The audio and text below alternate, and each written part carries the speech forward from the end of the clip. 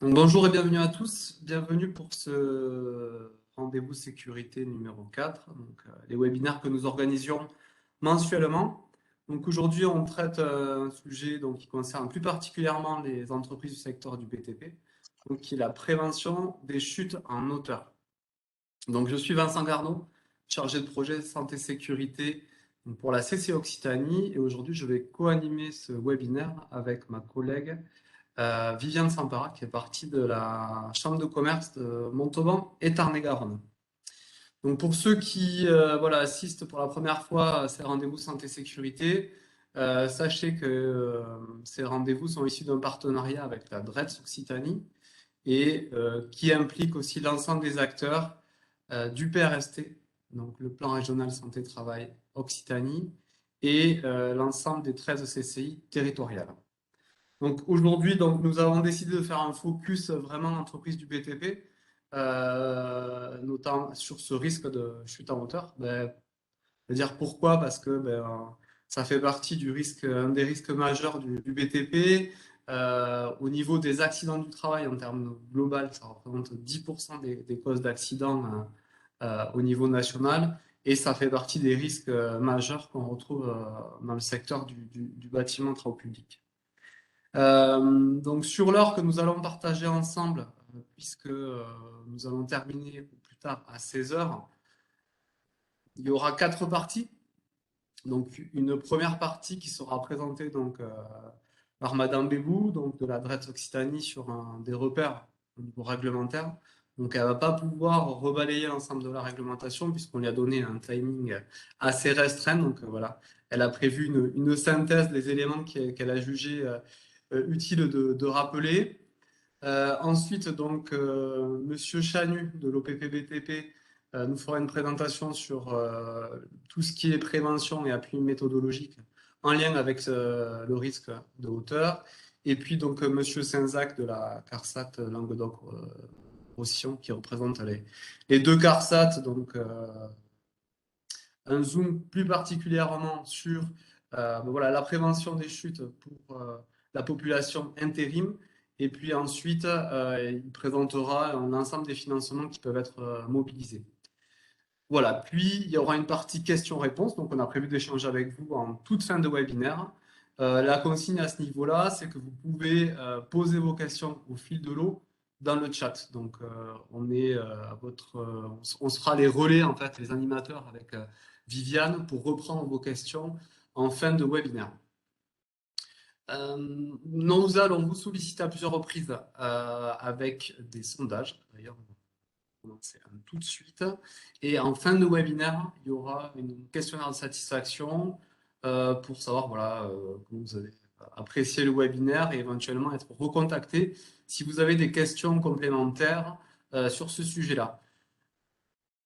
Le webinaire est enregistré, donc toutes les personnes qui se sont inscrites recevront le support de présentation plus le lien pour aller revisionner le webinaire sur notre chaîne YouTube.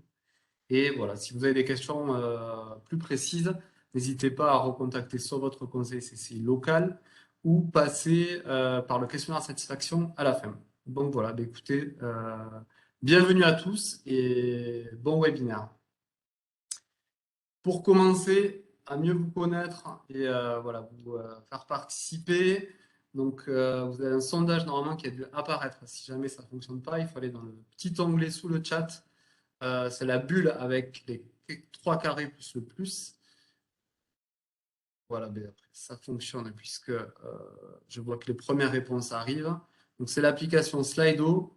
Donc la première question, c'est un peu plus pour savoir comment vous êtes structuré.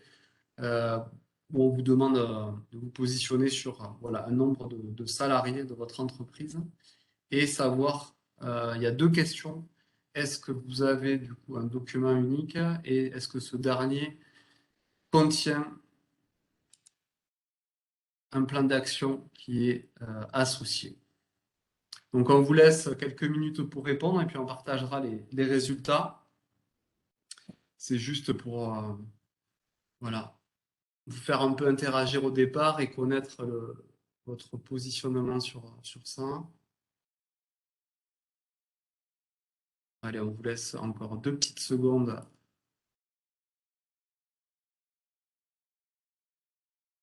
Pour interagir.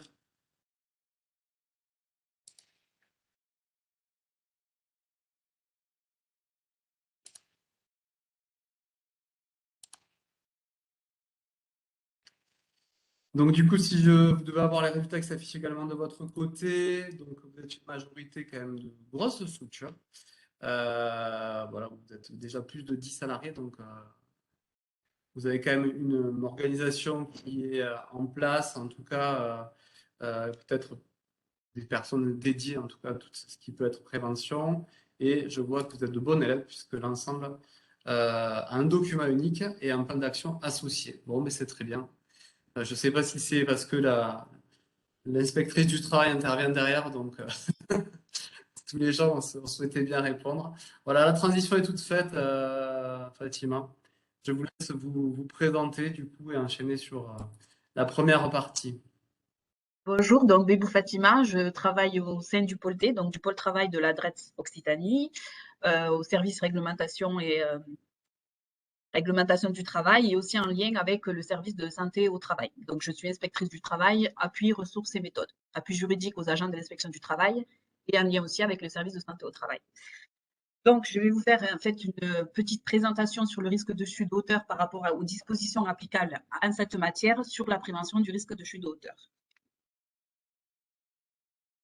Alors, il y a plusieurs dispositions. La complexité, c'est qu'effectivement, il y a plusieurs dispositions du Code du travail qui abordent la prévention du risque de chute de hauteur.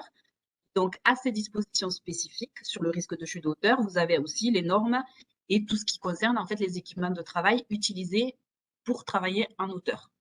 Tout ce qui est donc dispositions sur les échafaudages, les nacelles. Voilà. Donc, vous avez un panel de dispositions assez large au niveau du risque de chute de hauteur qui s'applique aux entreprises en ce qui concerne ce risque. Alors, vous avez en fait 2 textes principaux. Donc, il y a une directive européenne du 27 juin 2001 qui définit en fait les règles à observer concernant l'exécution des travaux temporaires en hauteur, donc notamment celles qui répondent aux équipements de travail utilisés, mais aussi un décret de 2004 en fait qui transpose une autre directive, qui transpose une directive aussi et qui réglemente par contre l'ensemble des travaux en hauteur sur les opérations de bâtiments et de travaux publics. Donc, vous avez en fait l'articulation de ces 2 textes pour le risque de chute de hauteur. Donc, ces dispositions particulières qui sont applicables à l'exécution des travaux en hauteur, donc celles de vous parler là, donc la première directive, doivent s'articuler avec d'autres règles organisationnelles et celles qui sont liées aux utilisations d'équipements de travail.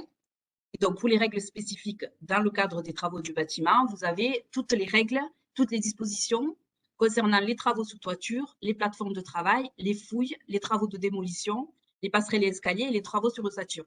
Donc, ce bloc-là, ce sont en fait les dispositions qui concernent spécifiquement les travaux du bâtiment et des travaux publics.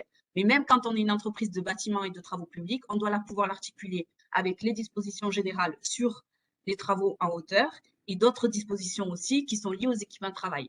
Par exemple, utiliser une bâche sur un chantier, en fait, la bâche, elle doit répondre en fait aux dispositions spécifiques liées à l'utilisation des équipements de travail et pas spécialement celles qui concernent les dispositions du bâtiment et des travaux publics. En règle générale, donc, ce sont des dispositions spécifiques qui prévalent sur les tests généraux. Donc, si vous avez des dispositions, par exemple, tout ce qui concerne les plateformes de travail, elles s'appliquent et elles sont à privilégier par rapport aux dispositions générales qui s'appliquent à toutes les entreprises. Mais quelquefois, en fait, selon la situation, si le texte général est beaucoup plus précis, on utilise ces dispositions-là. Donc là, je vous ai mis, par exemple, deux exemples. Quand vous avez, par exemple, des toitures en pente, en fait, les textes spécifiques aux travaux du bâtiment, comme ils sont plus précis, on applique ces textes-là. Et quand, par exemple, vous avez des toitures planes, en revanche, et avec un travail en hauteur de moins de 3 mètres, les textes généraux, par contre, sont beaucoup plus précis. Donc, ce sont plutôt ceux-ci qui s'appliquent. En fait, l'idée, c'est vraiment d'avoir une prévention au maximum. Et donc, quand on a des textes précis, on applique les textes précis, les dispositions précises.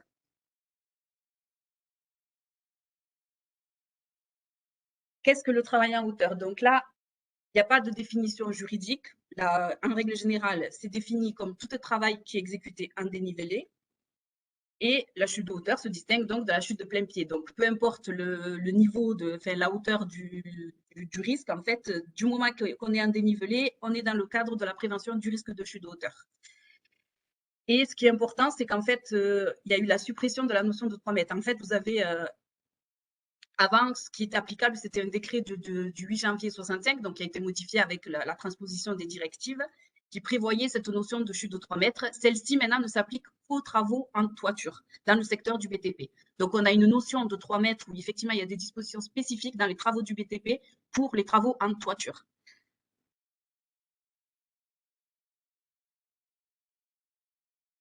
Donc, on voit que la définition du travail en hauteur, elle est très large, qu'elle peut regrouper plusieurs situations. Donc, c'est une chute depuis une position élevée, donc une chute depuis une toiture, une pylône, un échafaudage, depuis un équipement qui surélève, notamment les nacelles, des escabeaux, un tabouret, il y a une prévention de risque de chute de hauteur, ou depuis les équipements de travail. C'est des situations où le travailleur est exposé à un risque de chute à son poste de travail et lors de ce déplacement. C'est primordial de voir, en fait, donc ce n'est pas juste le poste de travail, c'est vraiment l'environnement de travail et tous les déplacements qui sont pris en compte quand on veut prévenir le risque de chute de hauteur. Et par exemple, aussi, le travail à proximité d'une tranchée présente les mêmes risques de chute. Donc, tout ce qui est à proximité des fouilles, des falaises, des puits, ça doit être pris en compte et il doit y avoir des protections qui doivent être mises en place contre ce risque. Alors, en matière de chute de hauteur, donc le chef d'établissement, au niveau du Code du travail, il doit protéger en priorité par la protection collective des risques de chute de hauteur. Donc là, on reprend les principes généraux de prévention. Protection collective primordiale, et ces éléments doivent apparaître pour les chantiers au travers du plan général de coordination, des PPSPS qui sont établis par les entreprises, ainsi que lorsqu'il y a des entreprises utilisatrices, des plans de prévention. Pour que cette protection, donc, on considère en général dans le Code du travail, donc les dispositions, pour que la protection soit efficace, il est nécessaire qu'elles soient appropriées aux travaux à exécuter et aux conditions de circulation, c'est ce que je disais tout à l'heure, notamment à proximité des tranchées, des fouilles, des trémies, et qu'elle puisse remplir pleinement son rôle. Donc, ce ne sont pas des protections qui sont approximatives, on va dire. Cela doit être conforme au texte. Donc, vous avez par exemple des textes concernant les plateformes de travail, tout ce qui est échafaudage, où vous avez des normes et des exigences de conformité, en fait. Elles doivent être montées et équipées de façon conforme par rapport aux recommandations et aux normes réglementaires.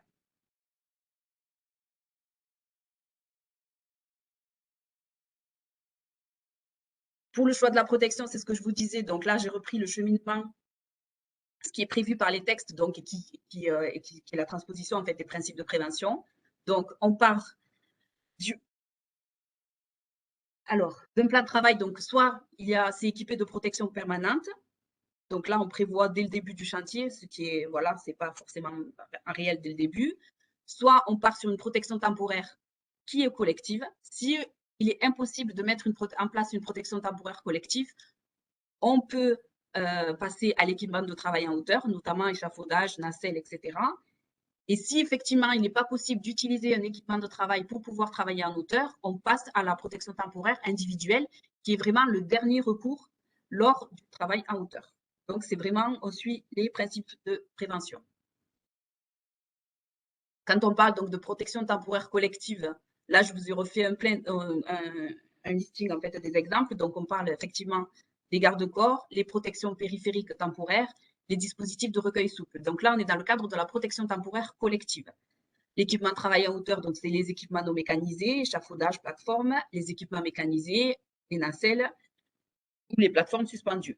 Et puis, vous avez la protection temporaire individuelle, donc qui est le dernier recours, donc avec un système atténuant la chute et les systèmes restreignant l'accès à la zone dangereuse.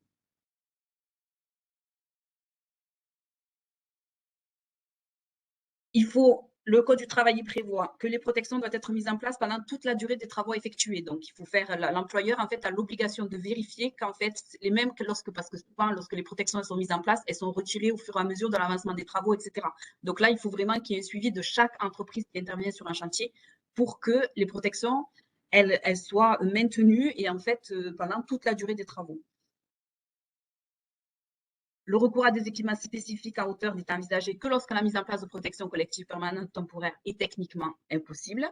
Ça, c'est ce que prévoit en fait le Code du travail. Et donc, je vous ai donné la définition en fait de ce que prévoit une circulaire de notre ministère sur ce qu'est une impossibilité technique. Donc, en fait, le dernier recours, c'est lorsqu'il y a une impossibilité technique. Et cette impossibilité technique, elle se définit au regard de critères tels que les contraintes structurelles de l'environnement, les possibilités d'accès, donc les dimensions, c'est ce qu'on retrouve souvent sur les chantiers, en fait, l'impossibilité de mettre en place un équipement de travail parce qu'il n'y a pas assez de place ou que les protections collectives au regard des structures n'est pas possible. L'existence de risques particuliers, par exemple l'intervention sur des ouvrages de transport ou des tractions électriques,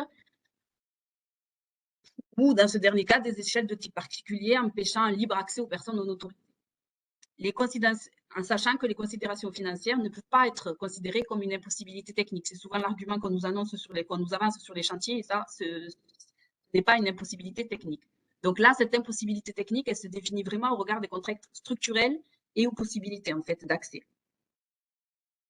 Quand vous avez cet élément-là, on peut considérer qu'on peut mettre en place une protection individuelle et pas collective. Dans le Code du travail aussi, on parle souvent de la notion de travaux à risque faible de courte durée ne présentant pas un caractère répétitif. Donc, cette notion, elle se retrouve dans le cas d'utilisation des échelles, des escabeaux et des marchepieds, donc qui est prévu par l'article R43-2363 du Code du travail. Et donc, qu'est-ce qu'on définit quand on parle de cette notion, en fait, il faut que vraiment les trois conditions soient remplies cumulativement. Comptant l'utilisation d'échelles ou d'escaliers comme poste de travail à des situations exceptionnelles et non pas comme poste de travail permanent comme on peut le voir souvent dans les chantiers en fait. C'est vraiment faible durée, exceptionnelle et qui n'a pas un caractère répétitif. Donc là, l'utilisation est proscrite pour des travaux, pour un poste de travail permanent en hauteur. Cette référence, alors avant, on parlait pour la courte durée, on l'appliquait à une journée de travail, mais c'est plus applicable depuis la transposition de la directive. Et donc, il faut vraiment s'attacher à déterminer si ce travail intervient ou non en rupture avec un cours d'une action habituellement programmée. Donc, un poste de travail normal, en fait, on ne doit pas normalement utiliser ni d'échelle, ni d'escabeau, ni de marchepied. Ça, c'est des dispositions générales, mais qui s'appliquent sur le chantier.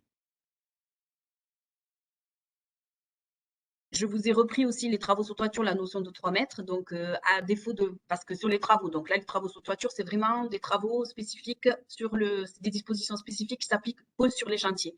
Et donc, à défaut de précision, il est recommandé de tenir compte donc du point le plus haut sur la toiture pour apprécier la hauteur de la chute potentielle, c'est-à-dire à partir du étage. Et lorsque les travaux sont réalisés sur une toiture de moins de 3 mètres, donc là, on applique en fait les dispositions générales, c'est ce que je disais tout à l'heure, donc qui sont plus précises, pour mettre en place un équipement de protection collective approprié. Donc, à chaque fois, vous voyez, il y a la juxtaposition des dispositions spécifiques au chantier et des dispositions générales quand il existe des choses plus précises. Là, quand on est en dessous des 3 mètres, quand on est travaux sur toiture, c'est des générales. Plus de 3 mètres, c'est les travaux spécifiques de toiture prévus pour le chantier. On parle aussi, donc, sur les travaux sur toiture un matériau d'une résistance insuffisante ou vétuste. Donc, c'est une vigilance particulière qui doit être. On a beaucoup d'accidents de travail, notamment qui sont dus à ces matériaux, en fait, la circulation sur des matériaux fragiles en toiture. Les matériaux d'une résistance insuffisante, donc, c'est cité dans l'article du Code du travail. Il parle de vitres, plaques et agglomérés à base de ciment, tôle. Et on a d'autres exemples qui sont fragiles selon le PBTP, donc les fibres asphaltées, les matériaux en résine de polystère, les skydome, les panneaux et les contreplaqués.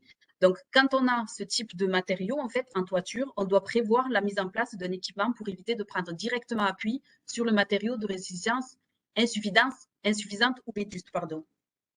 L'obligation de peser un filet en sous-face n'est prévue que sur les dispositifs de circulation sur matériaux fragiles sont impossibles. Donc, on a vraiment des dispositions, c'est obligatoire de mettre en place une protection. Si on ne peut pas, il y a le filet en sous-face, mais c'est toujours avec l'histoire de quand c'est impossible ou quand c'est techniquement impossible. On a toujours cette notion-là. Je vous ai repris donc le plan de travail, la définition. Donc, la circulaire en fait de notre ministère. Donc, c'est une surface sensiblement plane et horizontale sur laquelle prennent place des travailleurs pour exécuter un travail. Les équipements de travail ne sont pas concernés par les dispositions relatives au plan de travail. Donc là, c'est ce que je vous disais. vous avez des dispositions générales sur le plan de travail et vous avez des dispositions spécifiques pour tout ce qui est équipement de travail. Les dispositions sur les équipements de travail, ce n'est pas un plan de travail. Donc, ce ne sont pas ces dispositions-là qui s'appliquent, ce sont les dispositions liées aux équipements de travail. Même si on a une évolution, on a une espèce de plan de travail, etc. Donc, à chaque fois, il y a des dispositions qui s'appliquent pour tel type d'exécution de travaux en hauteur.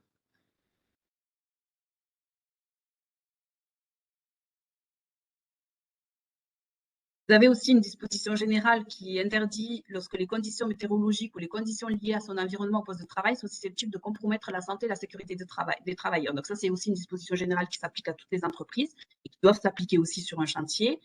Donc, j'ai repris aussi la définition de ce qu'on appelle par les conditions d'environnement pour un travail en sécurité. Donc, il est nécessaire de bien prendre en compte l'influence de l'environnement, l'incidence des vibrations sur la stabilité des ouvrages ou des équipements, l'exécution des travaux en hauteur à proximité de sources de danger, présence de souterrains, de lignes électriques. Donc, même s'il existe aussi des dispositions spécifiques sur les travaux à proximité d'installations électriques.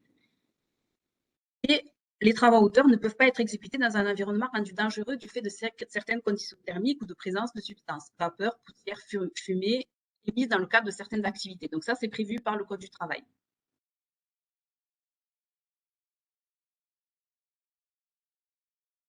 J'ai repris aussi un point pour les équipements de protection individuelle. Donc ça, c'est vraiment en dernier recours. Quand il existe une impossibilité technique, on peut avoir recours aux équipements de protection individuelle. Mais ces équipements de protection individuelle doivent satisfaire à de nombreuses obligations, notamment ces systèmes ils doivent comprendre un dispositif de maintien du corps, un point d'ancrage qui est fiable et un système d'accrochage.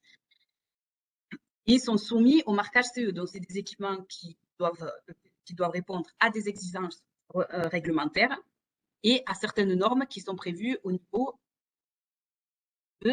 national. Donc, vous avez les systèmes d'arrêt de chute qui doivent répondre à une certaine norme, les systèmes de retenue qui doivent aussi répondre à certaines normes. Par exemple, le système limite des déplacements du travailleur afin qu'il n'accède pas à des zones dangereuses ou qu'il ne soit pas exposé au risque de chute. Ou le système de maintien au poste de travail aussi, qui permet aux travailleurs de travailler en appui ou en suspension.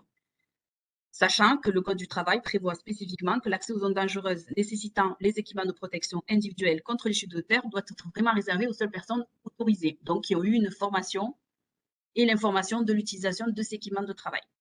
Donc, c'est toute une réglementation qui s'applique quand on met en place l'utilisation et quand on a recours aux équipements de protection individuelle.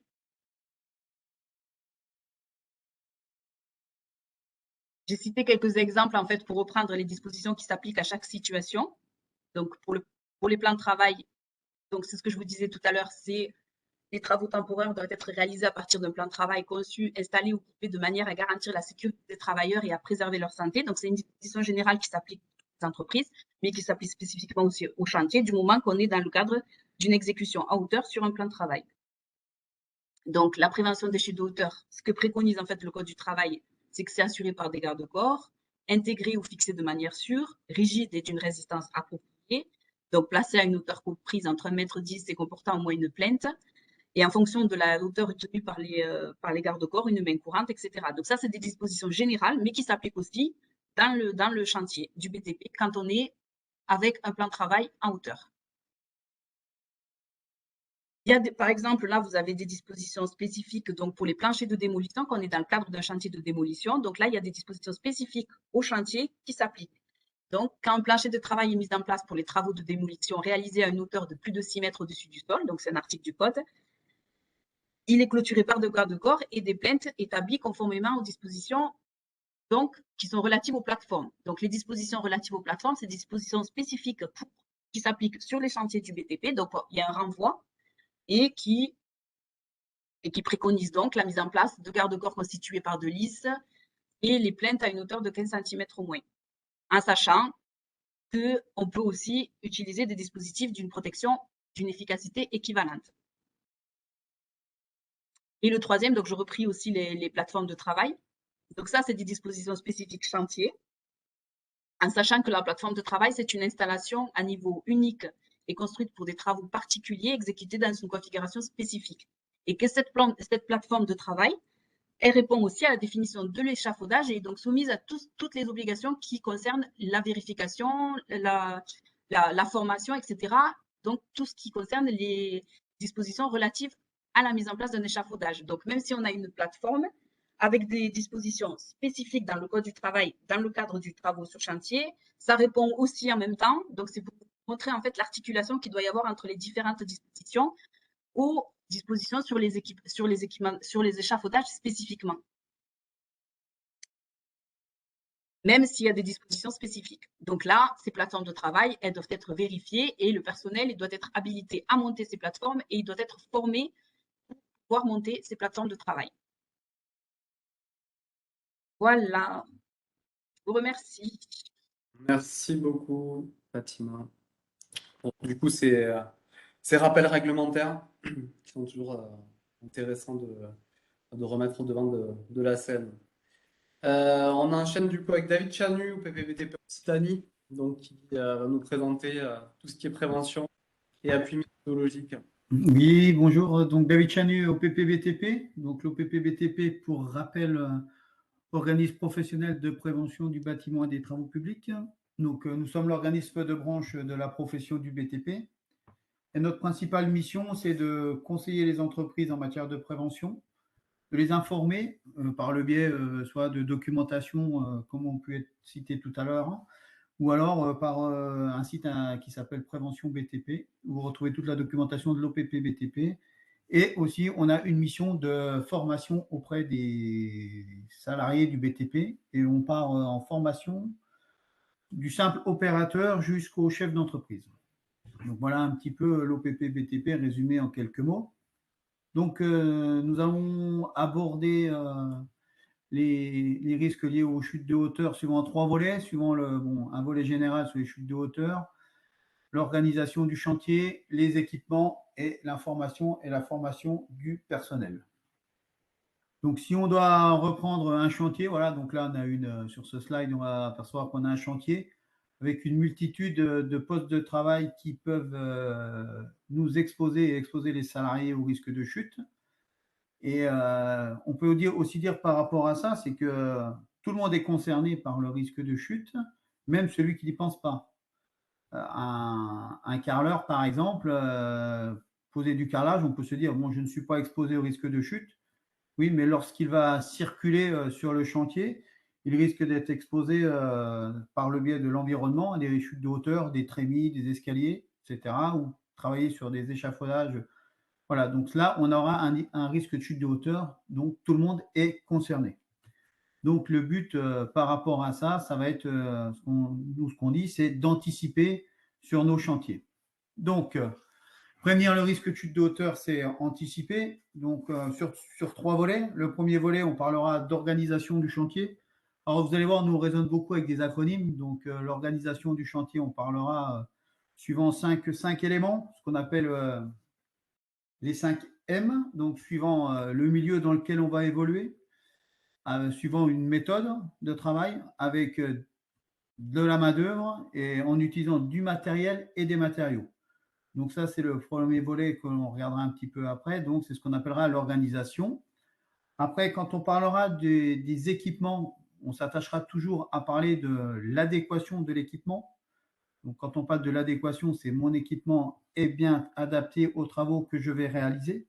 Donc ça aussi, donc là, on est aussi sur le matériel et la méthode. Et sur le troisième volet qui est j'informe et je forme mes salariés. Donc, sur le volet humain, donc mon personnel est-il compétent pour réaliser la tâche? Donc voilà, et si on devait résumer tout ça, donc nous on raisonne, comme vous le voyez un peu sur la droite du slide, en OTH. Donc organisation, moyens organisationnels, moyens techniques et moyens humains. Donc si on revient sur le volet j'organise mon chantier, donc il y a plusieurs points d'entrée. Le premier point d'entrée, on dira que c'est l'évaluation des risques. Donc j'évalue les risques de mon chantier en appuyant sur mon document unique. Bon, pour rappel, le document unique, il permet à l'entreprise de faire un inventaire des risques auxquels sont exposés ses salariés et donc de mesurer un petit peu son niveau de prévention. Et aussi, derrière, on met en place ce qu'on appelle un plan d'action qui va permettre à l'entreprise de se donner des objectifs en matière d'amélioration des moyens de prévention dans son entreprise. Un exemple, une entreprise a un échafaudage qui date, elle peut très bien se dire, bah voilà, dans mon plan d'action pour 2022, je vais donc prévoir un investissement en échafaudage. En même temps, on le verra après, elle pourra peut-être profiter des aides de la CARSAT. Donc ça peut être aussi intéressant. Ça, c'est par rapport donc l'évaluation des risques. Et deuxièmement, ce qui est assez intéressant et qui nous paraît important, c'est que un mode opératoire, c'est important puisque le mode opératoire, on peut le faire suivant des croquis et suivant aussi en restant très simple. Donc voilà, donc c'est bon, excusez-moi Vincent, allez-y. Donc oui, donc suivant notre intervention, pour que l'intervention que l'on va faire, elle soit longue, ponctuelle, courte, qu'on soit sur un chantier de neuf, une rénovation pour un industriel, un particulier, l'important, c'est de préparer son chantier. Donc, si on se trouve sur un chantier qu'on dira clos et indépendant, où il y a une coactivité avec d'autres entreprises, à ce moment-là, on va réaliser un PPSPS, donc un plan particulier de sécurité et de protection de la santé. Donc, c'est un document qui va contribuer à prévenir les risques sur les opérations et mettre en avant aussi tous les moyens de prévention qui vont être mis en place. Donc, ce sont les chantiers où on va trouver un coordonnateur SPS. D'ailleurs, lorsque vous recevrez le support, en allant cliquer sur le document comme le PPSPS, pourquoi et comment le créer, donc vous avez un lien direct sur le site Prévention BTP qui vous permettra de voir un petit peu comment on organise et comment on réalise ce PPSPS. Il en est de même pour tous les documents des slides. Concernant le plan de prévention, donc là, on est sur un autre type de chantier. C'est lorsqu'on va intervenir sur un site occupé. Donc, par exemple, vous allez intervenir chez Michelin et donc vous allez être en coactivité avec le personnel du site et votre personnel. Donc, le but du plan de prévention, c'est de mettre en opposition les deux façons de travailler et surtout que votre intervention n'amène pas des risques pour le personnel permanent de l'entreprise et vice-versa. Et troisième point aussi, c'est qu'on peut être sur un chantier chez un particulier. Donc là, ce qui est intéressant, c'est que nous, on conseille aux entreprises de préparer un document qui peut identifier toutes les contraintes, les matériaux et les facteurs de risque sur un chantier. Donc ça, c'est le troisième document qui se trouve sur ce slide. Voilà, donc concernant l'organisation du chantier, donc si on regarde un tout petit peu plus près, l'organisation du chantier, donc si on devait résumer, je prends conscience des risques. Donc là, on a un chantier, on va se dire, voilà, moi je dois faire une opération de charpente et de couverture. Les conditions de protection ne sont pas forcément réunies. J'ai plusieurs maisons à faire de ce type-là. J'opte pour mettre en place une autre solution. Je préfabrique au sol ma charpente et donc je vais monter ma charpente. Ce qui va donc, dans le cadre des travaux en hauteur, limiter l'exposition de mes salariés au risque de chute de hauteur. Bon, il y aura d'autres points à amener, notamment par rapport à l'engin de levage, mais là, le but est vraiment de pallier, de minimiser le risque d'exposition aux chutes de hauteur. Donc voilà, un petit peu résumé brièvement tout ce qui concerne l'organisation. Après, si on va sur le volet des équipements, donc choisir les bons équipements. Donc cela, ça se fera toujours bien sûr par rapport à la nature des travaux que je vais effectuer. Donc c'est pour ça que tout à l'heure j'ai parlé d'adéquation de l'équipement.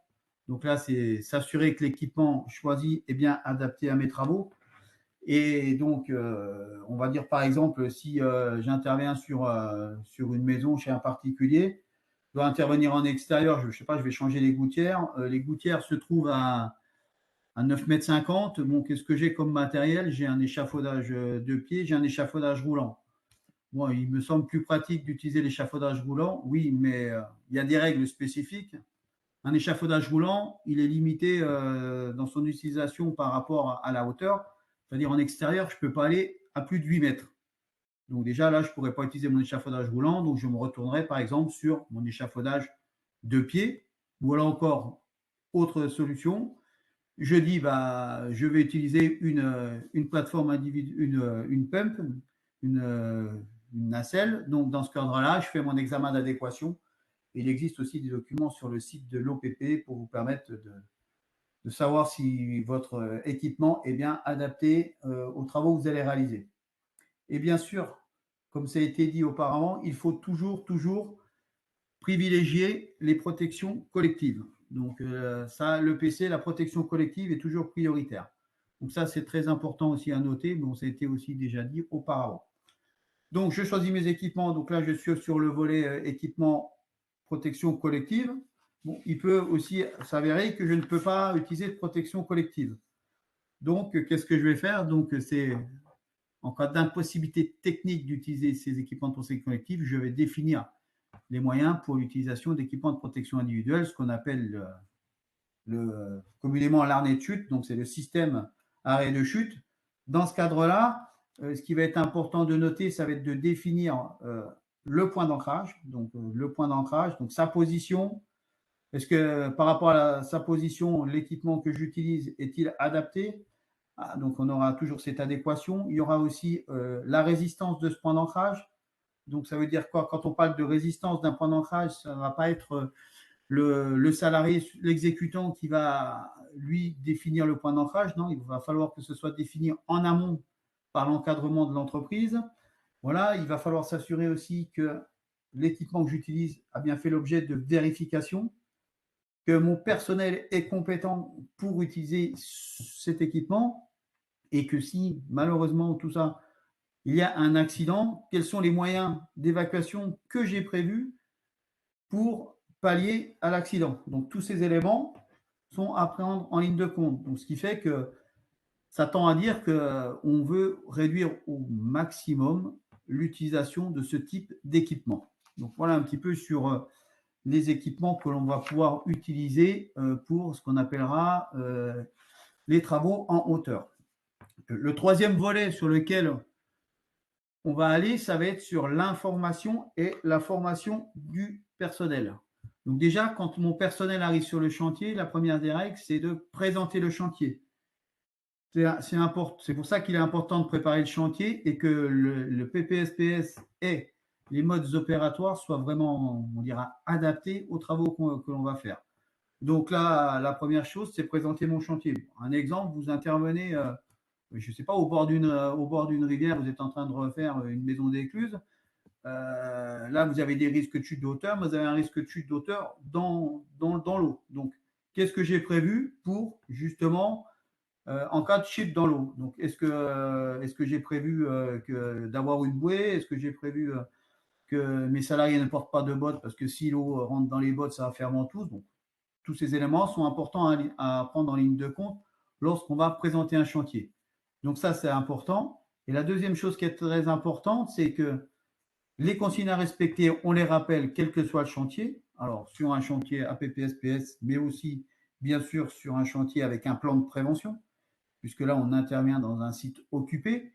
Et le plus important dans tout ça, c'est de refermer la boucle et de se dire, oui, les consignes à respecter, je les ai données à mes salariés et elles ont été comprises. Donc ça, c'est aussi important, la compréhension des règles à respecter sur les chantiers particuliers. Voilà. Et donc, aussi, ce qui va être important de faire, ça va être s'assurer que les opérateurs vont être formés à l'utilisation des équipements de travail. Donc, quand on parle des équipements de travail, c'est la nacelle. Donc, par exemple, une nacelle, on a une recommandation CARSAT qui va définir la compétence de la personne qui va manipuler l'engin. Et derrière, on aura ce qu'on appellera l'autorisation de conduite. Donc, l'autorisation de conduite, ça va être comme quoi, moi, en tant que chef d'entreprise, j'autorise monsieur Durand, Dupont, etc., à utiliser cet équipement en m'étant assuré qu'il a bien la compétence. Donc, la compétence, donc, par le biais, le meilleur moyen d'y répondre, c'est le CACES, qui connaît le lieu d'exécution des travaux, donc d'où l'importance de présenter le chantier et qu'il ait une attitude médicale. Donc, ces trois volets vont me permettre en fait de m'assurer que mon personnel est compétent pour effectuer ces travaux. Donc, avec une PEP. Donc, on a la formation pour les équipements particuliers. Donc, ça part de l'échafaudage. On a parlé aussi des plateformes individuelles. On va parler aussi, bien sûr, de tout ce qui est lié à l'utilisation du harnais, je l'ai dit, oui, du harnais, des équipements, donc tous les équipements de travail. Voilà un petit peu ce qu'on pouvait dire, résumé assez rapidement, comment on peut organiser et anticiper notre chantier avec des risques de travaux en hauteur. Merci beaucoup, David, pour cette présentation. Avant de passer du coup à la partie suivante avec M. Senzac Carsat, je vous propose de faire un petit quiz très rapide. Donc on reprend l'application Daigo pour lancer un deuxième sondage qui doit apparaître. Voilà, donc c'est la transition en fait avec la prochaine partie. On souhaitait savoir si vous avez recours à du personnel intérimaire. Du coup, il y a 2 questions et la suivante, c'était un petit peu savoir, voilà, dans ce contexte-là, est-ce que vous arrivez à trouver des personnes qui sont formées en amont et sur voilà, l'ensemble des risques qui peuvent être présents chez vous. Donc, on vous laisse un petit peu de temps pour répondre. Je vois que c'est assez réactif. Donc déjà, sur le premier vote, hein, vous êtes quasiment 90%, donc 9 sur 10 présents à avoir recours donc, à du personnel intérim. Donc, ça valide bien les hypothèses qu'on avait fixées au départ hein, et qui sont voilà, générales sur le secteur. Et pour la question numéro 2, du coup, plus mitigé, donc avec 40% en gros de personnel qui est formé et oui, non, enfin, en gros, non ou ne sait pas sur formation qui est manquante ou peut-être pas complète sur l'ensemble de thématiques. Voilà, merci pour cette participation. Du coup, je laisse Monsieur Senzac continuer. Donc voilà, il va vous présenter notamment l'information spécifique, tout ce qui touche les intérimaires. Merci, donc je suis Pascal Senzac, ingénieur conseil à la CARSAT du Languedoc-Roussillon. Je suis chargé d'animer une équipe de 6 contrôleurs de sécurité qui interviennent sur les chantiers de la circonscription du Languedoc-Roussillon et auprès des maîtres d'ouvrage, mais également auprès des carrières et des entreprises de transformation du bois. Donc moi je vais vous parler aujourd'hui d'une action du PRST 2016-2020, mais qui va se poursuivre dans le PRST prochain et qui traite de la formation renforcée à la sécurité des intérimaires qui sont délégués auprès d'entreprises du BTP sur les chantiers. En fait, le PRST prévoyait de mener des actions pour renforcer la conception des chantiers en sécurité en impliquant l'ensemble des acteurs, pas que les entreprises, pas que les maîtres d'ouvrage, mais tous les autres acteurs. Il se trouve que de façon contextuelle, les intérimaires, comme le sondage l'a révélé, sont très souvent utilisés sur des chantiers. En fait, à la louche, une entreprise qui répond à 10 appels d'offres peut espérer décrocher un marché. Pour le cas où une entreprise qui a répondu à 10 appels d'offres décroche 2, 3, 4 marchés, à ce moment-là, il faut que pour équilibrer ses charges de travail, il faut qu'elle ait recours à la sous-traitance ou à des intérimaires pour pouvoir satisfaire à ses clients. Et si donc les actions relatives à la prévention des chutes dans le BTP qui sont copilotées par la DRETS et l'OPP BTP et auxquelles contribuent notamment la MSA, les services de prévention de santé au travail et la CARSAT, sont déployées dans le cadre du PRST, et il y a une sous-action qui s'appelle la sous-action 4 qui traite de la formation des intérimaires du BTP, les formations renforcer la sécurité avec des référentiels spécifiques, qui a permis de conventionner avec des organismes de formation, on va y revenir, et qui en fait prend en compte des réglementations et des textes adoptés par les partenaires sociaux. le cadre réglementaire, les documents, les textes qui encadrent la formation, renforcer la sécurité des intérimaires. D'abord, c'est une loi du 12 juillet 1990 qui précise bien que les salariés temporaires affectés à des postes de travail présentant des risques particuliers bénéficient d'une formation renforcée à la sécurité ainsi que de l'accueil, etc. Donc cette loi, elle est très ancienne, elle date d'avant même la loi qui a modifié l'environnement, je dirais, de la sécurité sur l'ensemble des entreprises. Elle n'a jamais fait l'objet de décret d'application. En revanche, il y a eu une circulaire la même année, une circulaire ministérielle de 1990, qui a donné quelques précisions sur ce qu'on entendait par formation renforcée à la sécurité d'une part et sur poste à risque particulier d'autre part. Donc, cette circulaire précise que les travaux habituellement reconnus dangereux et qui nécessitent une certaine qualification, comme les conduites d'engins, travaux de maintenance, travaux sur machine, ou les travaux qui exposent à certains risques, comme les travaux en hauteur, sont des travaux habituellement reconnus dangereux, et donc qui sont concernés par la loi du 12 juillet 1990. Et cette même circulaire prévoyait aussi que les formations renforcées de la sécurité devaient s'entendre comme une vraie formation. En 1995, l'INRS a intégré dans son aide-mémoire à BTP cette réglementation et a rappelé que la formation renforcée de la sécurité était obligatoire. Et en 2007, la KTMP, la Commission des accidents du travail et des maladies professionnelles de la CNAM, a adopté un texte qui précisait que sur le contrat de mise à disposition de l'intérimaire, les responsabilités en termes de formation qui incombent d'une part à l'entreprise utilisatrice et d'autre part à l'agence d'intérim devaient être précisées. Ça, c'est ce qui existait dans les textes. Sur la réalité du terrain, on savait très bien, on s'est vite aperçu que, en fait, à partir du moment où tout devait être précisé par contrat sans que ça soit réellement obligatoire, on avait quelques petites difficultés à retrouver des formations réellement organisées et qui correspondent à la circulaire ministérielle. Et c'est pour ça que les partenaires sociaux se sont rencontrés. C'est la slide suivante. Merci. C'est pour ça que les partenaires sociaux se sont rencontrés. Donc, à partir de 2014, la CARSAT et l'OPP-BTP, avec l'OPP-BTP, on a fait le tour un peu des professionnels pour savoir ce qu'il en était et prendre la température dans chaque profession, les entreprises du BTP d'un côté, les agences d'intérim de l'autre. Et à partir de 2015-2016, on a réuni un groupe de travail pluridisciplinaire, paritaire, avec des représentants d'employeurs, des représentants de salariés,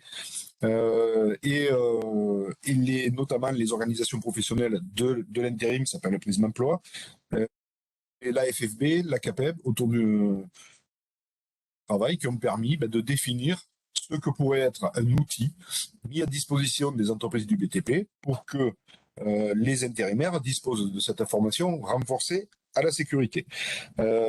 On a fini tout ce groupe de travail a fini par décider que les formations seraient dispensées par type de métier. Il y avait deux types de visions qui s'opposaient, mais qui étaient proposées. L'une, travailler sur les risques auxquels ils sont vraiment exposés sur les chantiers, et l'autre, par métier. Prisme Emploi, qui est donc l'organisation professionnelle de l'intérim, a préféré travailler par métier parce que c'était plus facile pour eux d'identifier les métiers que d'identifier les risques sur les chantiers, et ils avaient tout à fait raison parce que ça a permis de simplifier le dispositif. Il en est sorti que il y a eu grosso modo famille de métiers identifiés pour l'intérim sur les chantiers de construction du BTP et autres qui regroupent toutes celles qu'on a oubliées, mais la première famille sur laquelle on a travaillé, c'est la famille Gros Œuvres, donc tous les intérimaires du Gros Œuvres, les maçons, les coffreurs, les finisseurs, les bâcheurs, tous ceux qui interviennent sur des chantiers pour des entreprises de Gros Œuvres. Les intérimaires des revêtements extérieurs, les façadiers, les entreprises qui posent l'isolation thermique extérieure, les peintres pour les peintures extérieures, et les intérimaires qui intervenaient pour des charpentiers ou des coupes. Ça, c'était nos premières priorités, puisque c'est dans ces catégories-là de métiers qu'on retrouvait les sinistralités les plus importantes. Tout de suite après arrivent les étancheurs, qui sont également des métiers particuliers qu'on retrouve notamment beaucoup en région, parce qu'il y a quand même beaucoup de toits plats. Et enfin, plutôt les métiers du second œuvre, donc les menuisiers, les serruriers, notamment sur les phases de pause sur les chantiers, les métiers de revêtement intérieur, donc les plaquistes, ceux qui posent l'isolation, les faux plafonds, les peintres, un groupe particulier qui est lié aux nouvelles technologies relatives au développement durable, ce sont les thermiciens plombiers qui interviennent en toiture pour les panneaux solaires. Et puis, bon, comme je vous disais, tous les autres opérateurs, les électriciens, les plombiers, tous les autres corps de métier. De ces travaux, on a sorti des référentiels qui ont été validés bien sûr par la CARSAT, par les services formation de la CARSAT et par l'OPP-BTP. Ces référentiels ont permis de déployer d'organismes de formation locaux, des formations adaptées aux besoins des intérimaires.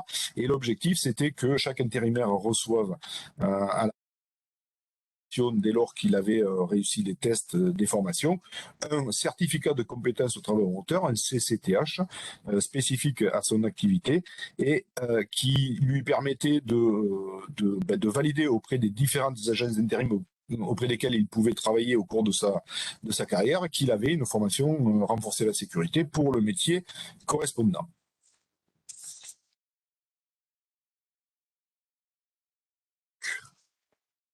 On s'est appuyé pour les compétences requises sur les recommandations nationales qui existaient, bien entendu, qui étaient obligatoirement intégrées dans ces référentiels.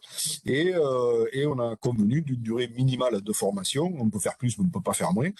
Pour les grosses œuvres, c'est 3 jours de formation. Pour les revêtements extérieurs, c'est 4 jours de formation parce qu'on intègre le montage et le démontage des échafaudages de pieds. Les charpentiers couvreurs, c'est également 4 jours de formation parce qu'on intègre la formation à la pose des filets en sous-face. Les étancheurs, c'est 3 jours. Les serruriers, c'est 2 jours et demi. Les revêtements intérieurs, plaquistes, etc., c'est 2 jours. Thermicien plombier, c'est un peu compliqué, donc on a 4 jours parce qu'il y a aussi des formations au risque chimique, au risque de brûlure thermique, etc. Et les autres opérateurs, opérateurs sur les chantiers, électriciens plombiers, une seule journée, vous pouvez permettre de leur faire acquérir les compétences dont ils avaient besoin.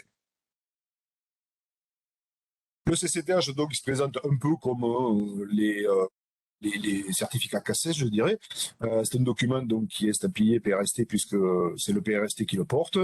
Côté recto et côté verso, à l'intérieur, on a la photo de l'intérimaire, son nom, son prénom, sa date de naissance et le CCTH pour lequel il a validé sa formation une formation qui a été dispensée par l'un des organismes de formation partenaires de la CARSAT. Alors, il faut savoir qu'en CARSAT de la Languedoc-Roussillon, il existe exactement 10 organismes de formation qui sont partenaires et qui permettent donc de répondre à l'ensemble des besoins sur le territoire.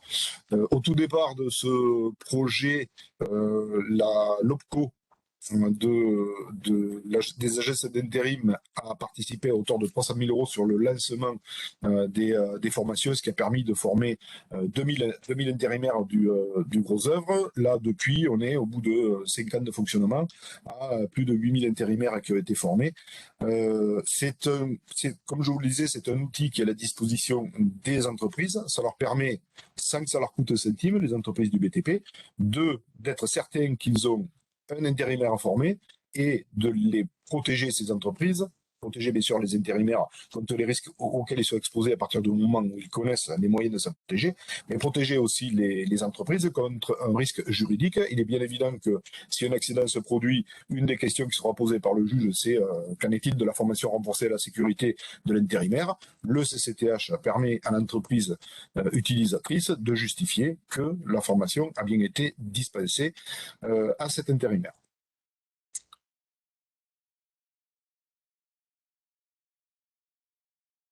Ça, je croyais que c'était toi qui intervenais là, pardon. Donc, juste pour préciser qu'en fait, sur le support, il y aura un lien actif pour aller voir le film qui a été réalisé donc, par le PRST sur un retour d'expérience d'un chantier. Voilà, on ne l'a pas passé aujourd'hui parce que ça aurait fait peut-être un peu long. Et on n'est pas arrivé à séquencer les périodes qu'on voulait vous présenter. Donc voilà, on a dit que le plus simple, c'était que vous l'auriez en accès libre avec le lien direct sur le support qui vous sera communiqué. Voilà. Alors, j'invite bien sûr tous les participants à consulter, à regarder ce petit film. Vous aurez le retour d'expérience de chef de chantier, d'un conducteur de travaux, intérimaire, sur son ressenti par rapport à cette sur leur ressenti par rapport à ces formations et tout l'intérêt qu'ils y ont trouvé en dehors des intérêts que j'ai présentés tout à l'heure. Très bien, mais merci du coup Pascal pour cette première partie. Et bah, du coup maintenant, un peu le nerf de la guerre aussi, c'est les sous, ça coûte des sous tout ça, mais il y a des aides mobilisables. Un autre outil, merci, un autre outil qui est proposé aux entreprises, alors de Midi-Pyrénées en général pour les entreprises, pour vous allez voir les subventions nationales et du Languedoc-Roussillon pour les subventions locales. C'est la participation donc des CARSAT, des caisses de la Caisse nationale d'assurance maladie, au matériel de prestations qui permettent d'améliorer, de renforcer la sécurité sur les chantiers. Alors, il y a beaucoup de subventions qui sont mises à la disposition des différentes entreprises. La slide d'après, merci. Certaines sont réservées aux entreprises du BTP, d'autres sont proposées à l'ensemble des entreprises. Donc, la première qui s'appelle Top BTP, comme son nom l'indique, elle est réservée aux entreprises du BTP. Là, je parle pour cette page, pour cette slide, des subventions nationales. Réduire les risques liés aux chutes et les risques qui sont à l'origine des troubles musculo-squelettiques, dont les manipulations manuelles, les efforts répétitifs, les postures contraignantes. L'ensemble de ces dispositifs, on peut les retrouver sur les sites internet, soit de la CARSAT Midi-Pyrénées, de la CARSAT de Midi-Pyrénées, soit sur le site internet de la CARSAT Languedoc-Roussillon. L'ensemble des documents, vous les retrouvez sur les sites internet de chaque CARSAT.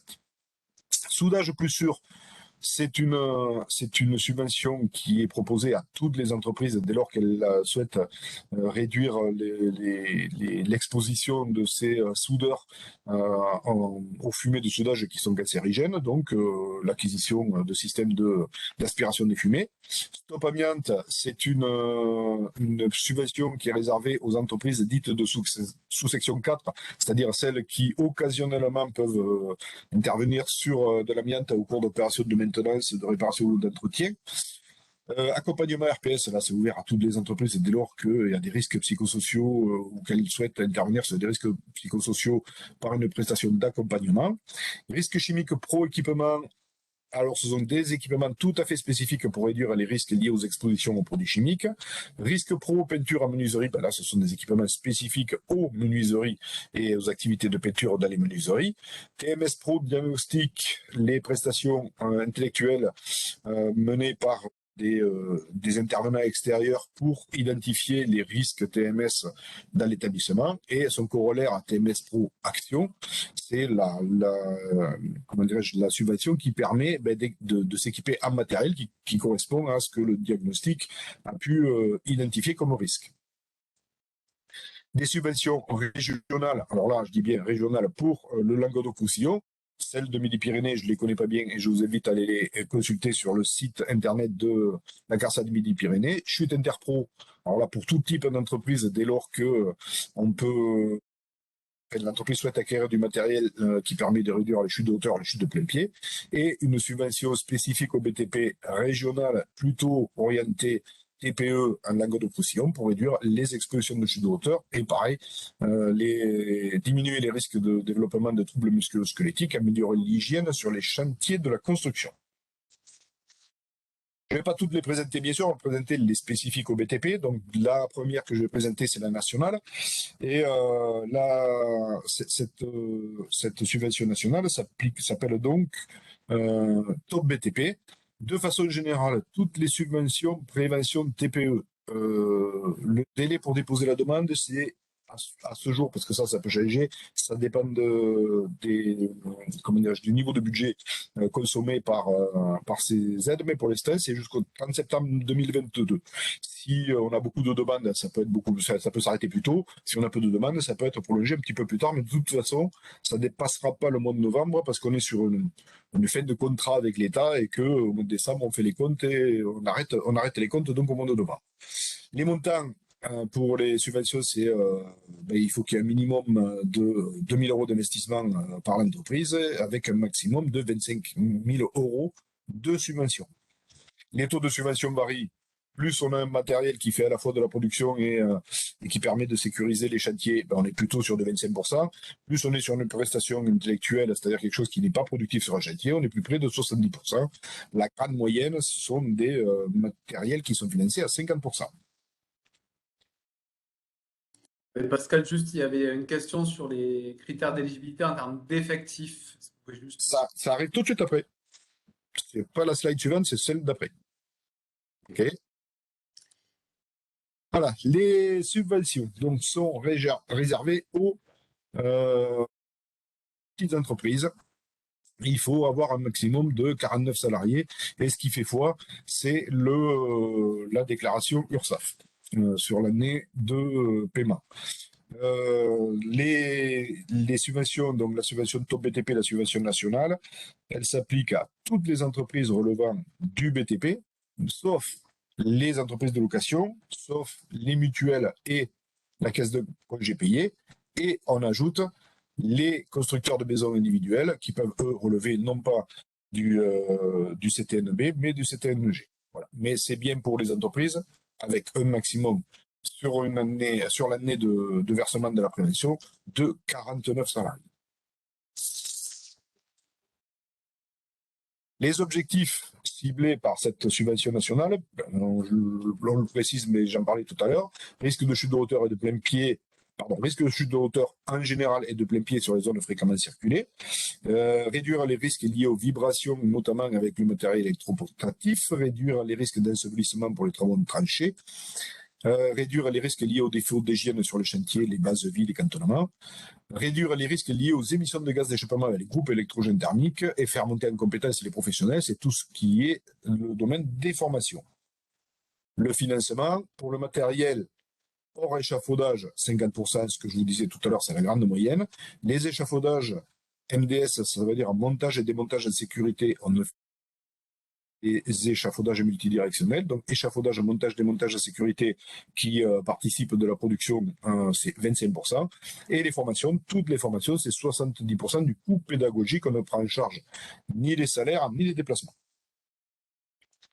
Les pièces complémentaires, dès lors qu'il y a achat d'un matériel et qu'il n'y a pas de formation spécifique délivrée ou particulière, plutôt, je veux dire, délivrée par des organismes de formation comme je pense, un perforateur anti-vibratile, par exemple, là, à ce moment-là, l'employeur doit fournir une attestation sur l'honneur justifiant qu'il a donné l'information et la formation à celui ou ceux qui vont utiliser ce type de matériel.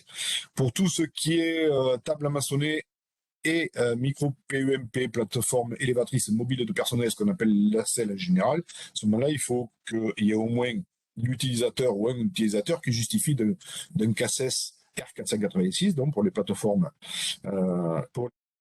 correspondantes, et l'attestation de formation ou de présence à l'organisme de formation pour tout ce qui est formation générale permettant une montée en compétences, et pour la formation échafaudage, il faut passer par un organisme habilité par l'INRS.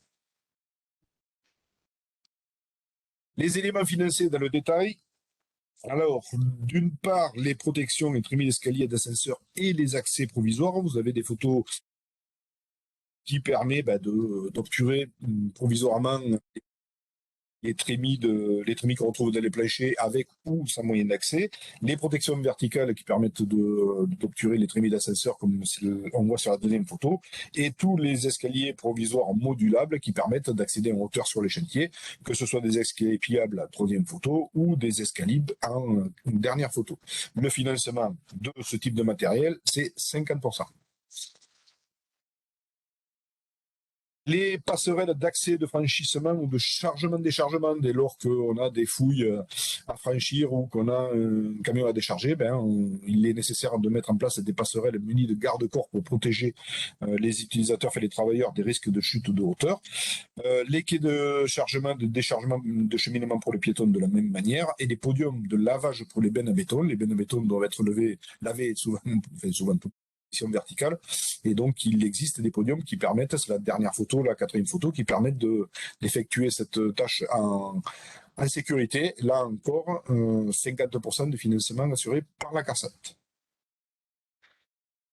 Les recettes à matériaux, c'est tout ce qui permet de livrer les matériaux à pied d'œuvre sur les étages d'une construction. Alors, donc, les recettes à matériaux, ça peut être celles qui sont ajoutées à un échafaudage, bien sûr, périphérique. Ça peut être aussi des recettes à matériaux spécifiques sur des tours d'étaiement. Ça peut être des recettes à matériaux sur des plateformes de travail et d'encorbellement. Soit sont équipées de garde-corps pour dès lors qu'il y a une grue à tour sur le chantier, soit elles sont équipées de barrières écluses dès lors que la livraison se fait par un chariot élévateur. Complètement à droite, vous avez un type de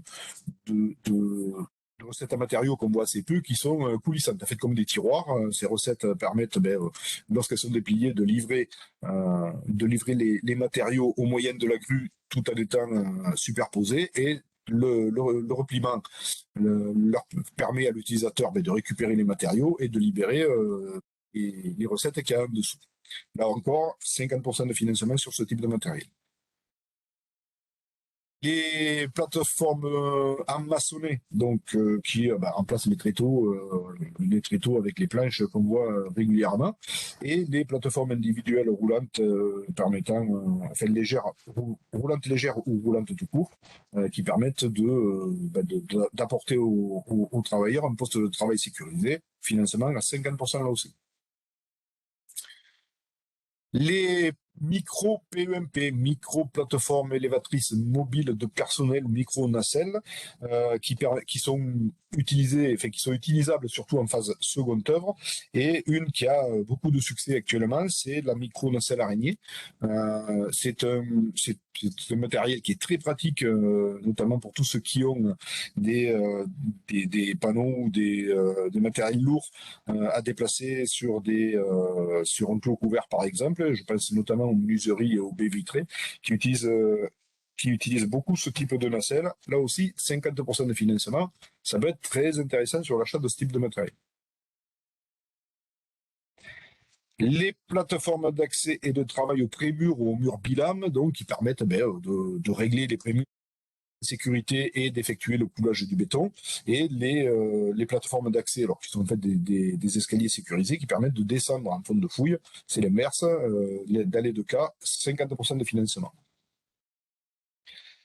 Les échafaudages, je répète, MDS, montage et démontage de sécurité, que ce soit des échafaudages de pied ou des échafaudages roulants limités à 3 unités, et en option, il peut être ajouté la remorque qui permet de déplacer ces échafaudages, et les escaliers d'accès aux échafaudages, c'est-à-dire les escaliers qui viennent se rajouter, il y a un verrou qui vient s'ajouter contre l'échafaudage. Là, le financement, puisqu'on a du matériel qui participe de la sécurité, mais également de la production, le financement est limité à 25%.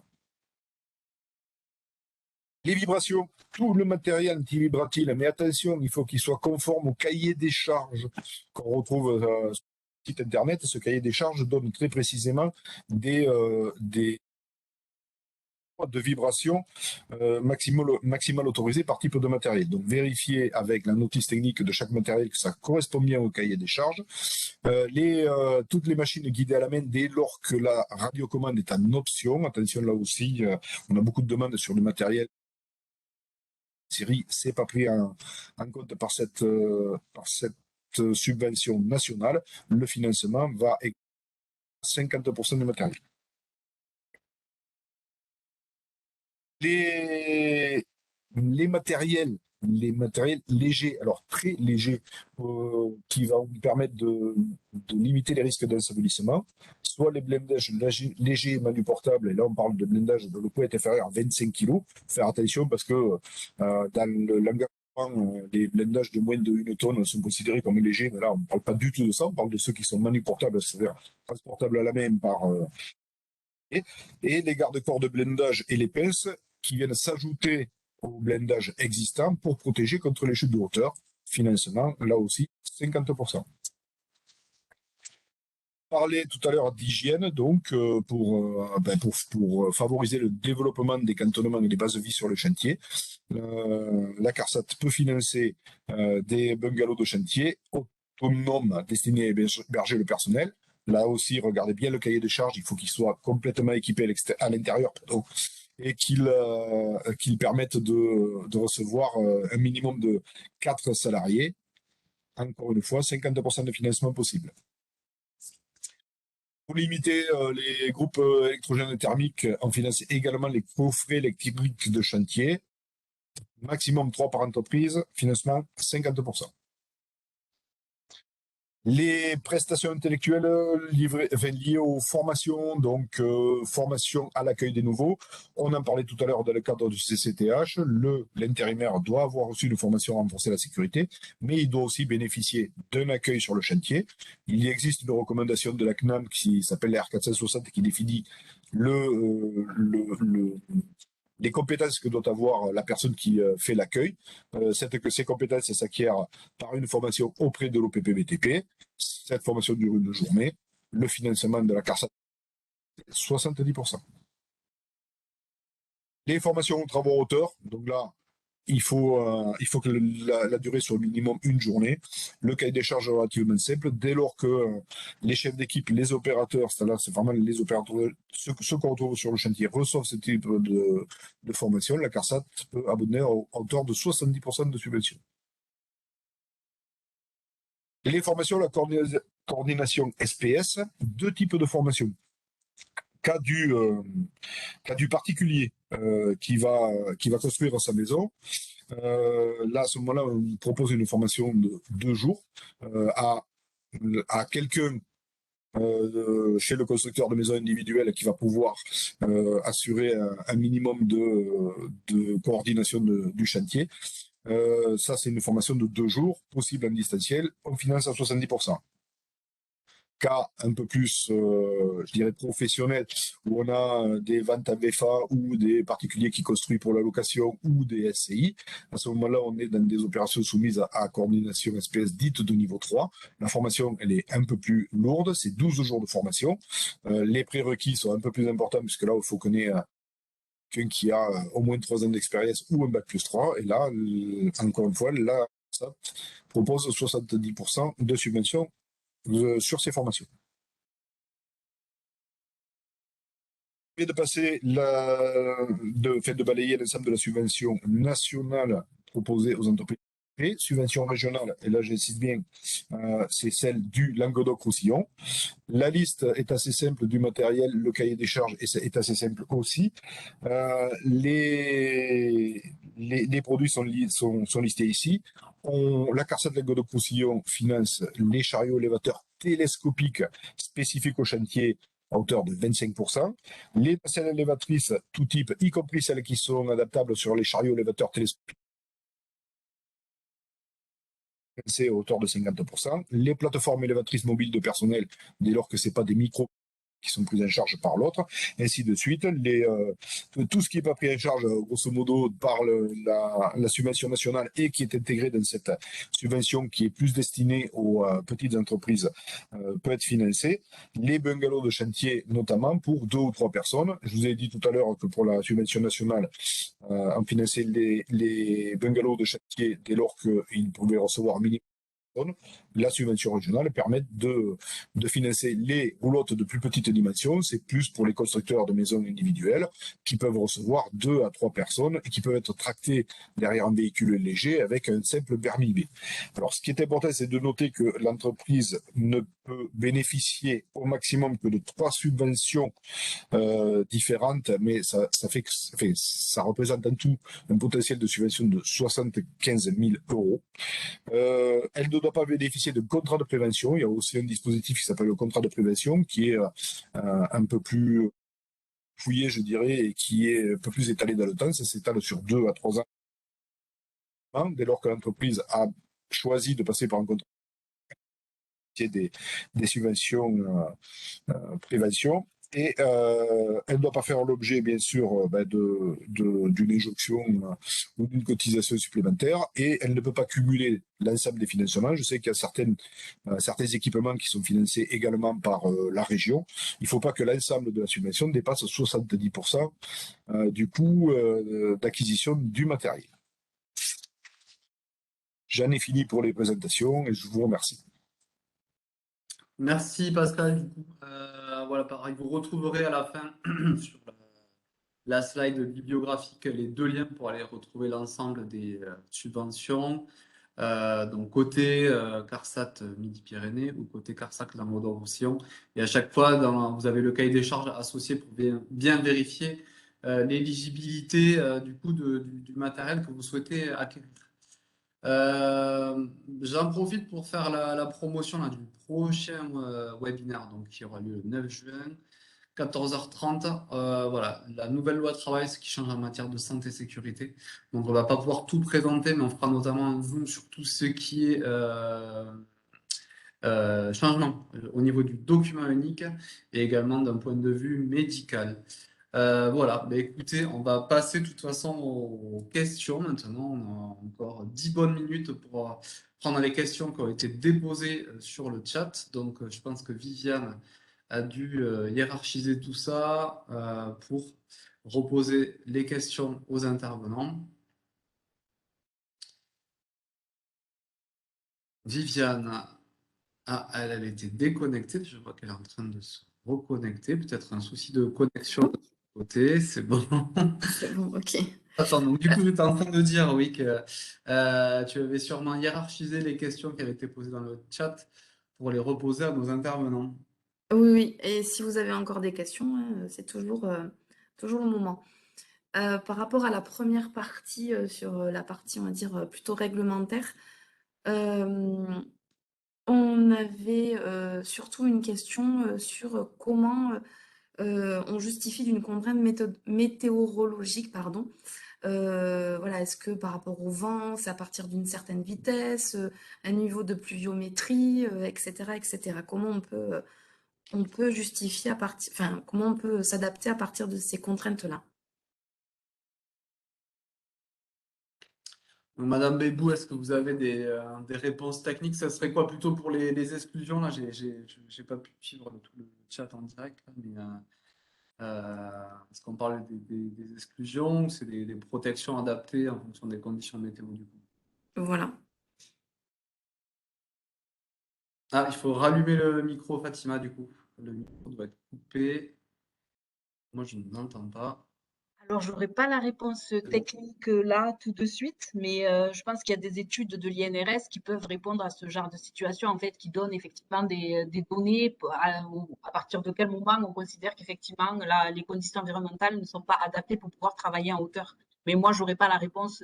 Voilà, au niveau réglementaire, on parle de conditions environnementales, mais je n'aurai pas techniquement la réponse là-dessus.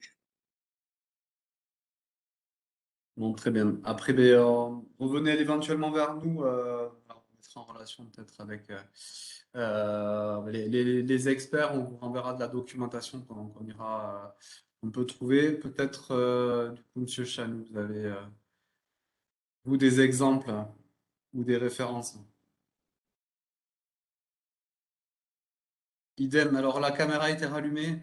Je viens de mettre le micro, c'est bon, ça marche. C'est bon, ça Oui, fonctionne. donc voilà, donc en fait, il y a plusieurs choses. C'est se rapprocher notamment, parce qu'il y a le chômage intempéré qui existe dans le BTP, donc se rapprocher de la caisse de congés payés du BTP, savoir un petit peu sous quelles conditions on parlera d'intempéries dans le BTP. Et après, il y a des périodes où on a ce qu'on appellera les périodes canicules, donc des températures extrêmes. Et là, on a des alertes, suivant alertes rouge, verte et jaune, et des horaires à respecter. Donc ça, c'est donné notamment par rapport à la caisse de congés payés du BTP, je pense, c'est le chômage intempéries. Après aussi, il y a, je ne sais pas si on peut s'abonner aussi au système Météo Flash pour tout ce qui est vent.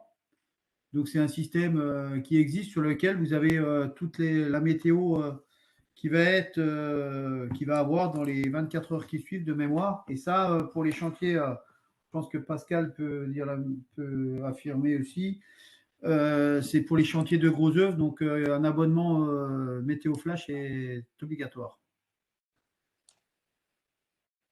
Je ne sais pas si Pascal m'entend toujours, mais je n'ai pas dû dire de bêtises.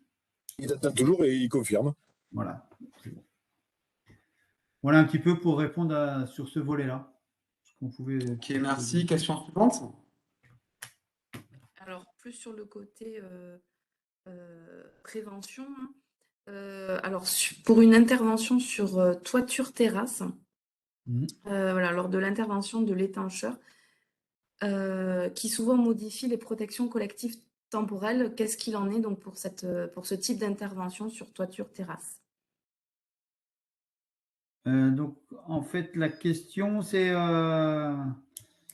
j'interviens sur une toiture terrasse, quels équipements de protection il peut avoir en place, ou c'est par rapport à l'étanchéité, donc je dirais c'est peut-être par rapport aux acrotères, où ils ont les relevés d'acrotères à faire, et pour faire les relevés d'acrotères, l'étancheur enlève donc la protection collective, ne la remet pas. Je pense que c'est sur cette situation-là. Oui, je pense aussi.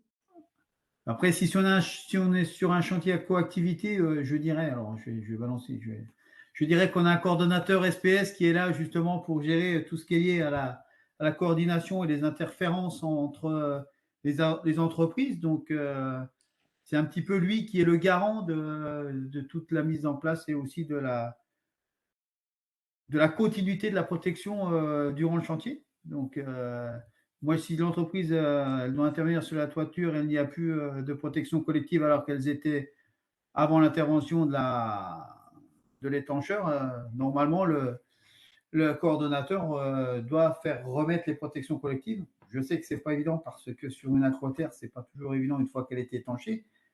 Après, donc, il y a peut-être des systèmes à voir, à utiliser, mais voilà, quoi. Normalement, sur un chantier, je dis bien à coactivité, hein, là, on doit avoir ce qu'on appellera le cordeau. Après, si c'est sur des interventions et des réparations, des interventions de courte durée, normalement sur les bâtiments qui sont d'après 1991, je crois, après la coordination, il doit y avoir ce qu'on appelle des systèmes qui nous permettent d'intervenir dans ce qu'on appelle le DUO. Donc, c'est un dossier d'intervention ultérieure à l'ouvrage qui permet aux entreprises d'intervenir en prévoyant des moyens de prévention, soit des points d'accrochage, des lignes de vie temporaires, ou soit des protections qui sont en place. Voilà un peu comment je peux répondre à cette question. Enfin, bien sûr, je ne sais pas si j'ai répondu correctement. Et voilà. Autrement, si vous voulez affiner votre question, vous me l'envoyez et je regarderai. Très Après, bien. Pascal, tu veux peut-être dire autre chose? Ah, à moins que M. Senzac. Non, en fait, oui, il faut préciser les situations, mais effectivement, le coordonnateur doit qui permettent d'être utilisés par tous les corps d'État tout au long de la construction. Et si le coordonnateur a bien mené sa réflexion, que le maître d'ouvrage a bien donné tous les moyens qu'il fallait au coordonnateur, que le maître d'œuvre l'a intégré dans son projet et que le responsable de la pose, l'entreprise responsable de la pose des protections collectives a bien compris et l'a bien fait, on se retrouve avec des protections, par exemple, dites à l'anglaise, plaquées sur le mur, qui permettent à tout le monde d'intervenir depuis le gros œuvre jusqu'à derrière, étanchéité, couverture, etc. Voilà, c'est une réflexion qui doit être menée en amont du chantier dès lors qu'on parle de chantier en coactivité. Merci pour ces compléments. Viviane, du coup, question suivante. Sur la partie, sur le petit zoom sur les intérimaires, quelques questions aussi. On nous demande une question sur, dans les faits, qui doit prendre en charge le coût de formation des intérimaires? C'est très facile. C'est ce qui est précisé en fait. D'après les textes, ça doit être précisé sur le contrat de mise à disposition. Dans la réalité, c'était personne. Là, grâce à ce dispositif qui est proposé aux entreprises, le CCTH il est pris en charge par l'agence d'intérim, donc c'est elle qui assure la formation. l'entreprise utilisatrice, bien sûr, est chargée, elle, de l'accueil et de la formation au poste de travail. Donc, ça permet de couvrir l'ensemble des besoins de formation sans qu'il y ait de coûts supplémentaires pour l'entreprise utilisatrice. Et c'est ça qui est important dans ce CCTH pour les entreprises qui nous écoutent là, puisque ce sont essentiellement des entreprises utilisatrices. Ça leur coûte absolument rien. Ça permet de leur garantir que l'intérimaire qui vont recevoir a un minimum de présentation des risques auxquels il va être exposé et qu'il connaît les moyens de s'en protéger. Et ça permet de protéger l'employeur du risque juridique en cas d'accident derrière. Voilà. Et ça ne coûte rien à l'employeur. Donc les employeurs, moi je les invite tous à, lorsqu'ils rencontrent les agences d'intérim et qu'ils passent leur contrat cadre, à bien préciser que les intérimaires qui vont être affectés sur les chantiers de l'entreprise doivent être en possession du CCTH correspondant au métier qu'il va exercer.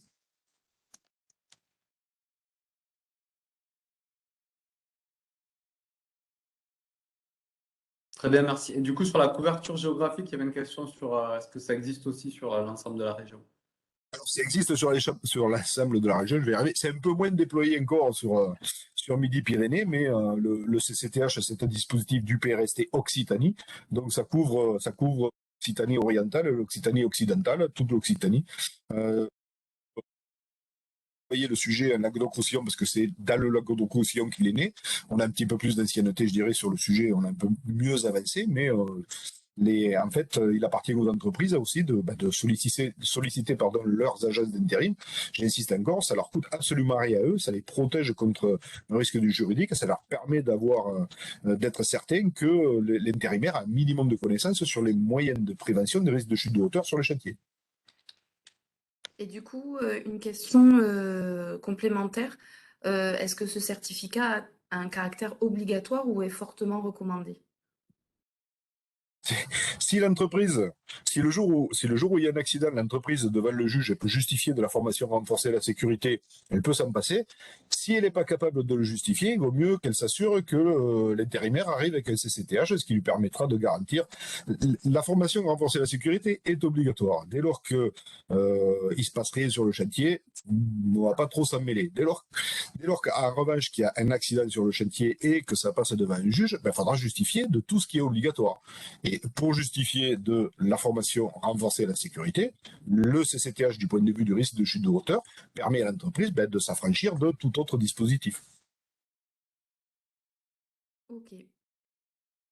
Est-ce qu'on a une dernière question pour respecter le timing? Ouais, une dernière question qui était sur la partie aide financière. Ces subventions, est-ce que il y a un critère d'éligibilité par rapport à un effectif? Et si oui, à partir de combien de salariés? Inférieur ou supérieur à 50? À partir de 1, au moins sur une année, et au maximum 49 sur l'année de référence.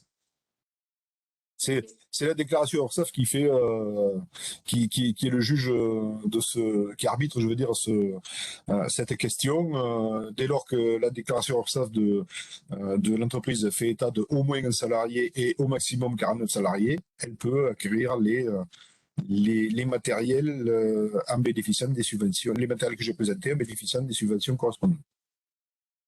Ok. On peut rappeler, Vincent, que effectivement les adresses mail de tous les intervenants, pardon, seront mis sur le support de présentation. Oui, voilà. Donc, je sais pas si, j'ai eu le même souci que tout le monde, mais on t'a pas entendu au départ. Donc, je reprécise en effet que les adresses seront communiquées dans le support. Également, voilà, vous avez sur le support le prénom, nom et fonction des intervenants. Donc, on rajoutera les mails en dessous, comme ça, s'il y a des questions plus techniques, vous pourrez vous renseigner directement auprès de nos experts. Et puis, c'est ce qu'on vous disait ici. Voilà, on a la partie des liens qui sont également actifs, comme certaines parties du support, notamment celle qui a été présentée par l'OPP BTP. Voilà, pour respecter le délai, du coup, écoutez, je vais conclure ce webinaire juste pour ceux qui peuvent rester en suivant parce qu'il y a le questionnaire de satisfaction pour nous aider à voilà, continuer à nous améliorer et puis également à mentionner si vous souhaitez être recontacté. Donc, merci du coup à l'ensemble des intervenants et aux personnes qui ont participé à la préparation de ce webinaire, l'ensemble des partenaires et des CCI territoriales. Donc, on se retrouve le 9 juin prochain pour le dernier rendez-vous de ce semestre numéro 1. Et on vous présentera notamment l'agenda pour le semestre numéro 2, pour lequel il y a 4 nouvelles dates. Voilà, merci beaucoup à tout le monde. Bonne fin de journée. Merci, au revoir. Au revoir.